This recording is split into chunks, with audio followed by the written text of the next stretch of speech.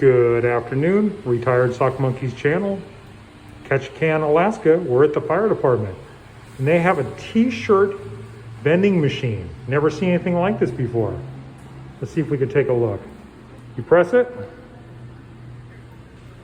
you can go through here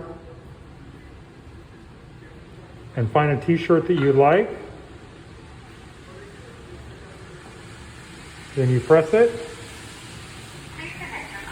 and then you can order it. How cool. I've never seen anything like this. It helps support the fire department up here in beautiful Ketchikan, Alaska. Please like and subscribe and leave your friendly comments below. Thank you so much for watching.